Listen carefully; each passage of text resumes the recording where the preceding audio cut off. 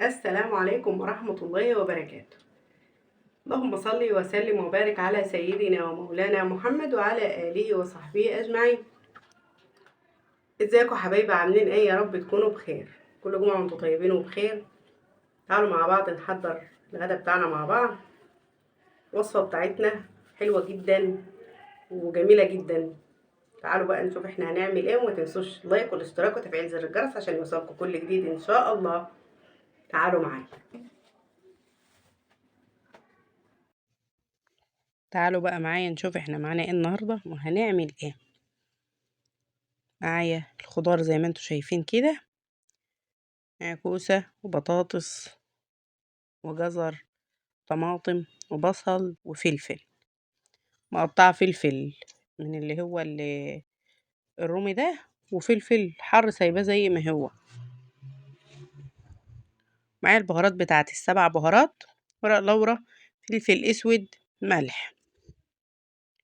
معايا الخضار بتاعنا: بطاطس، جزر، طماطم، بصل، فلفل، كوسة، واي خضار حابه تضيفيه فيها حطيه، مفيش منه اي مشكله. الخضار اللي بتحبيه وعيلتك عارفه ان هي بيحبوها ياكلوه حطيه.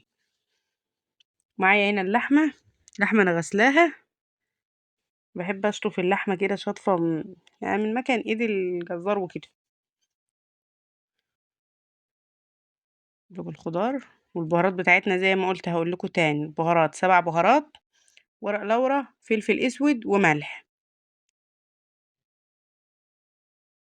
هتعملي ايه يا ام ملك؟ هعمل ورقه لحم.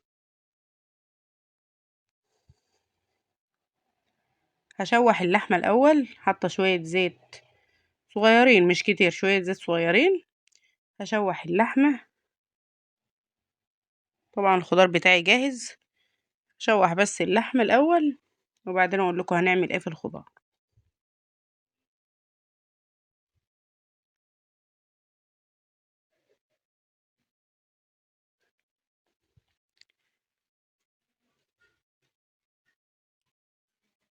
صلوا على النبي يا حبايبي، اللهم صل وسلم وبارك على سيدنا محمد.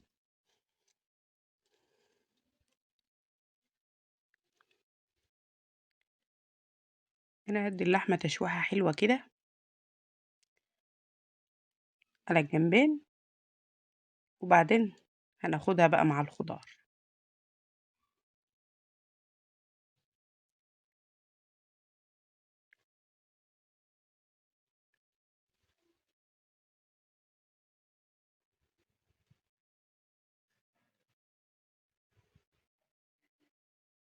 انا ما سرعتش الفيديو، سايباه زي ما انا شغاله بالظبط عشان تشوفي الخطوات بالظبط واحده واحده.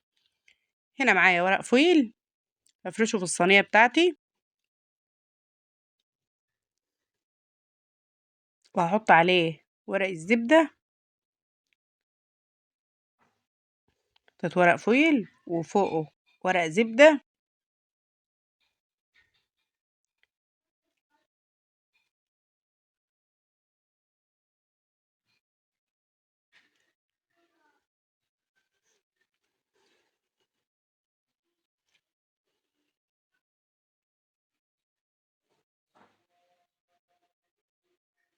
كده خلاص ظبطت ورق الفويل.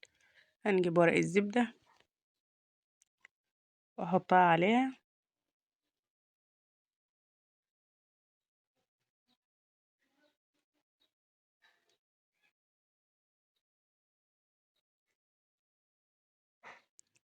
هنزل بقى بالخضار بتاعي، الخضار اللي انا مقطعاه ومجهزاه ده. الخضار وانت بتقطعيه خلي التقطيعه بتاعتك كبيره شويه، عشان اللحمه طبعا هتاخد وقت على ما تستوي، فالخضار ما يتهريش معاكي، يبقى برضو الخلطه تفضل زي ما هي وسليم. حطيت كل الخضار. معايا طماطم هنا مقطعاها زي ما انا مقطعه الخضار، ومعايا الطماطم اللي انا عاملاها صلصه ومخزنينها مع بعض. هاخد من الكيس حته صغيره كده هتشوفوها معايا. حطيت كده كل الخضار بتاعي.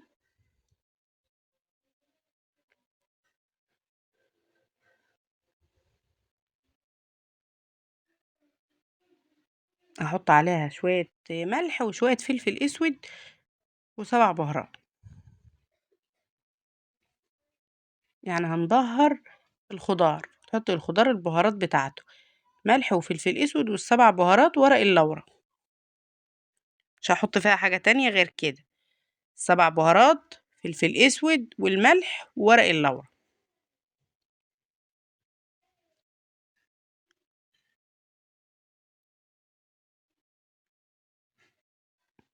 في الوقت ده كله اللحمة لسه على النار بتتشوح زي ما انا قايله لكم. انا بشوح اللحمة وقلت جايه احضر الخضار على ما اللحمة تتشوح. تمام، حطيت فلفل اسود، حطيت ملح، 7 بهارات، ورق لورا، واقلبهم كده مع بعض وانزل عليهم باللحم.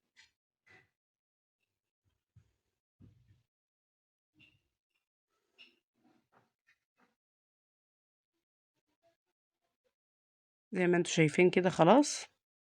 ادي الخضار كله تقليبه مع بعضه.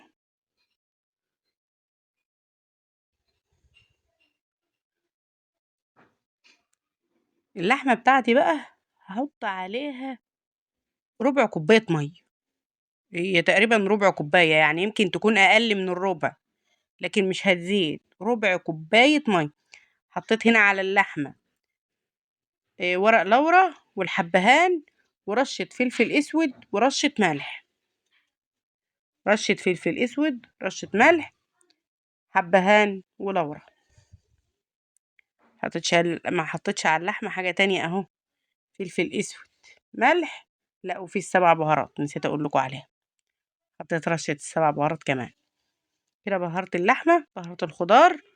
هحط هي اقل من ربع كوباية مية، مش ربع كوب، يعني حاجة كده صغيرة قوي.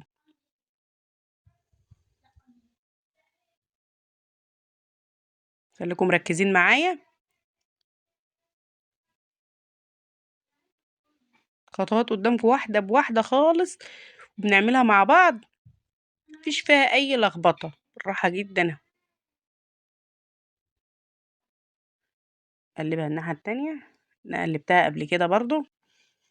هنزل دلوقتي بقى بشوية المية دول. هما يا دوب زي ما قلتلك اقل من ربع كوباية مية بس. انا مش عايزة غير كده. ده تشويحة بس فيها كده خفيفة وانزل بيها على الخضار.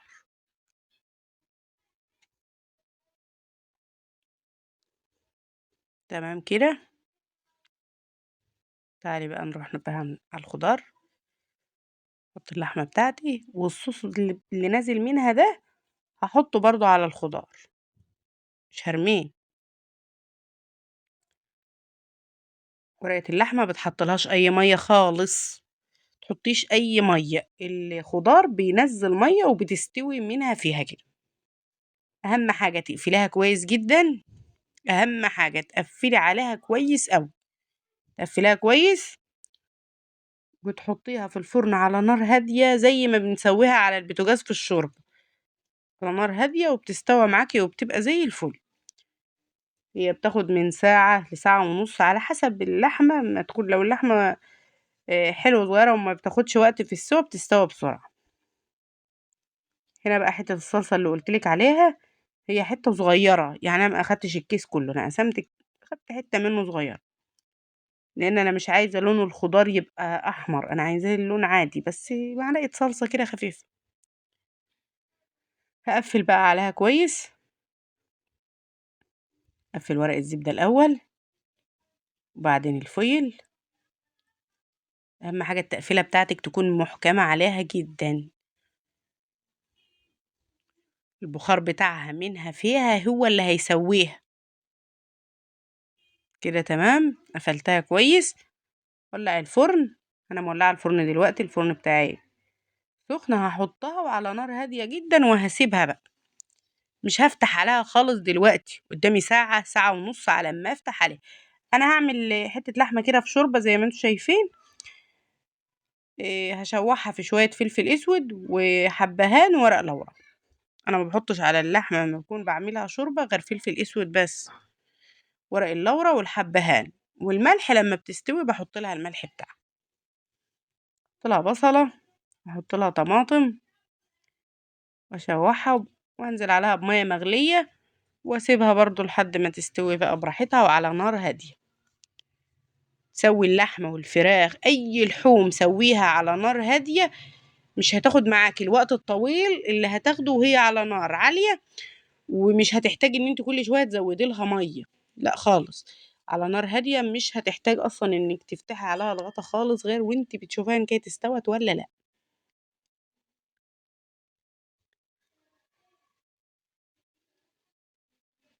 هنا نزلت عليها بالطماطم وهحط لها البصله. انا هحط البصله سليمه زي ما هي، لان البصل الجديد وبيستوي بسرعه قوي وبيتهرى جامد قوي، فانا هحطها سليمه وهوريها لكم في الاخر بقت ازاي لما استوت. كده خلاص خلصنا اللحمه دي وخلصنا ورقه اللحمه ونستناهم لما يستووا.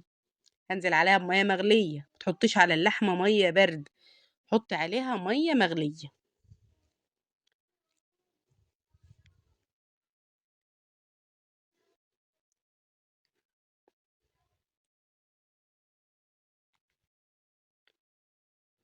ايوه، نزلنا عليها كده بالميه المغليه بتاعتنا. بعدين هغطي عليها وهدي النار واسيبها لحد ما تستوي. اللحمه دي قعدت ساعه على النار، ساعه بالظبط. بعد الساعه شوفها لقيتها استوت، حطيت لها الملح بتاعها وخلاص، وعملت لها فصين توم، حمرتهم كده بنقطه زيت وضشتهم لها. انا بحب اوي اعمل اللحمه كده، معرفش كل الناس بتعمل كده ولا لأ، بس أنا باحب أعمل أوي التومة للشوربة. تمام كده، اللحمة بتاعتنا خلاص خلصت استوت. هنضيف لها الملح واسيبها تقلب قلبة بس بالملح بتاعها وبعدين اطفي عليها. ورقة اللحمة بقى مش هفتح عليها دلوقتي لان دي في الشوربة واخدت ساعة لما استوت، تاني هستنى كمان نص ساعة وبعدين افتحها. تمام، خليكم مركزين معايا، كملي الفيديو للنهاية وان شاء الله الفيديو يعجبك. هنا خلاص هفتحها بقى اشوف استوت ولا لسه.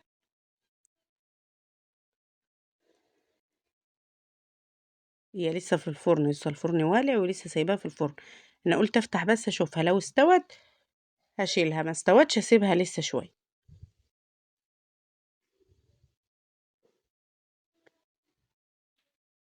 بس هنا ما شاء الله دي بعد النص ساعه زي ما قلت لكم، بس كانت ما شاء الله استوت. هفتح بقى عليها الورق ده كده، انا بحب احمر الوش بتاعها. شو خرطة البطاطس زي ما انا مقطعاها، مفيش بطاطسية اتهرست ولا الكسب، زي ما انا مقطعاها، الجزر الفلفل كل حاجة بنفس التقطيعة اللي انت بتقطعها بيها. والله ما شاء الله ما شاء الله، جميلة جميلة جدا. جربيها بالطريقة دي وهتعجبك. هنا كل حاجة خلاص معايا استوت. هفتح بقى عليها الورق اللي الفويل، ورق الزبدة هفتحها عشان عايزة احمر الوش بتاعها، انا بحب احمر الوش. شوف الكوسة والجزر كل قطعة كلها قطع سليمة ازاي واستوت. ما شاء الله والله الخضار استوى واللحمة استوت. هي ساعة ونص وكان كل حاجة مستوية ما شاء الله. هي سخنة جدا، انا مش عارفة امسكها والله عشان اوريها لكم.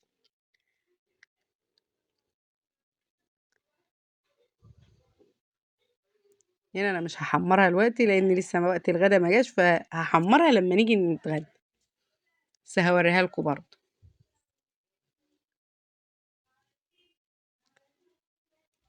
اوعي تكوني لسه ما حطيتيش لايك وما تغطيش اشتراك. يلا لو مش مشتركة اشتركي. شوفي شكلها، شكلها بعد ما حمرتها تحفة، تحفة والله ما شاء الله ما شاء الله، جميلة طعم وريحة بجد تحفة. جربيها، جربيها وإن شاء الله هتعجبك. ألف هنا على قلب اللي أكل منها، وما تنسيش اللايك والاشتراك وتفعيل زر الجرس عشان يوصلك كل جديد إن شاء الله بعمله وهعمله. يلا لو لسه ما اشتركتيش اشتركي.